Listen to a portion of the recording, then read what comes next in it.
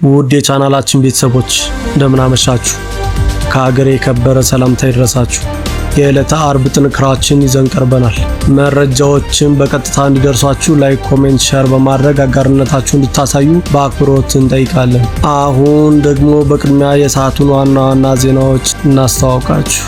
በአፋርና በትግራይ አዋሳኝ አካባቢዎች ከባድ ወታደራዊ ፍጥጫ መከሰቱን ተገለጸ። ተመድ ነገሩ ሳይባባስ አብርዱ ሲል ጥብቅ ማሳሰቢያ አስተላልፏል። በፕሬዝዳንት ኢሳያስ አፈወርቂ አስተዳደር የገንዘብ ምንጭ ላይ ጠንካራ ዓለም አቀፍ ማዕቀብ እንዲጣል የቀረበ አዲስ ስልታዊ አማራጭ። ወደ ሶማሊያ ጦር የላክነው ለኢትዮጵያ ባለን አጋርነት ነው። ብዙዎችን ያነጋገረው የኡጋንዳው ፕሬዝዳንት ዮዌሪ ሙሴቬኒ በሱዳን ለብሔራዊ ንግግር በር የሚከፍት አዲስ ውሳኔ መወሰኑ ተሰማ እና በብሔራዊ ምክክር መድረክ በሰንደቅ ዓላማ መሃል ያለው ኮከብ እንዲነሳ የቀረበ የውሳኔ ሐሳብ።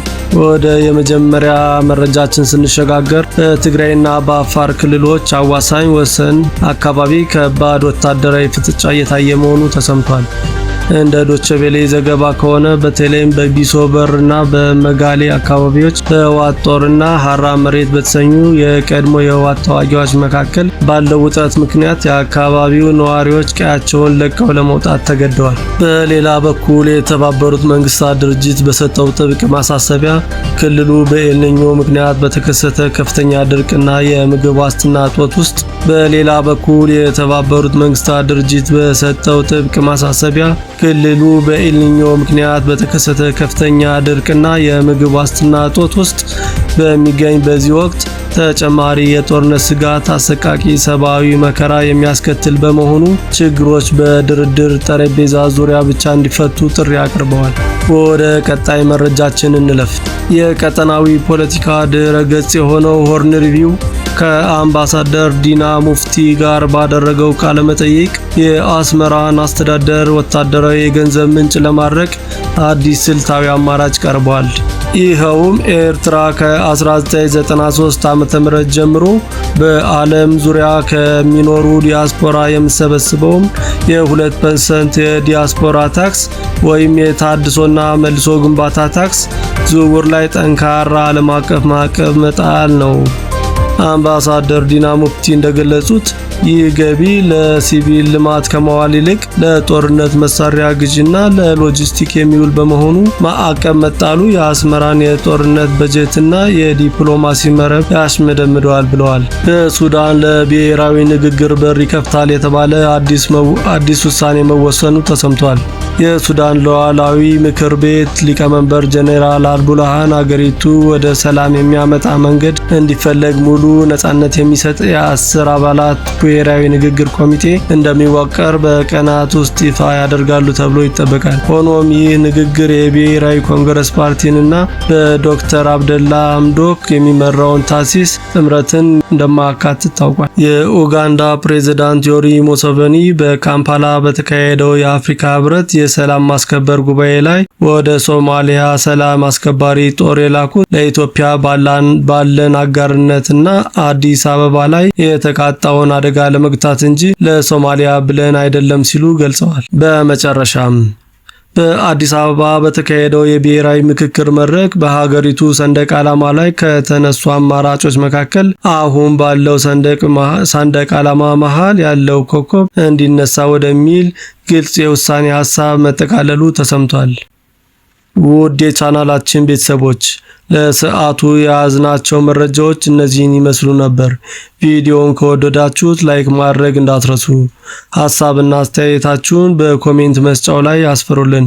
መልካም ምሽት ይሁንላችሁ። ደህና ቆዩን።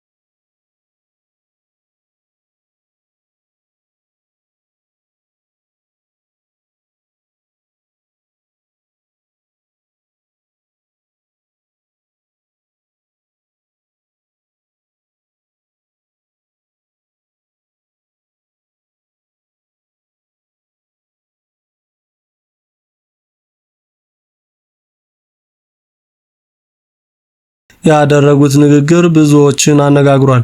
ፕሬዝዳንቱ እንደተናገሩት ላለፉት 2 አስርት ዓመታት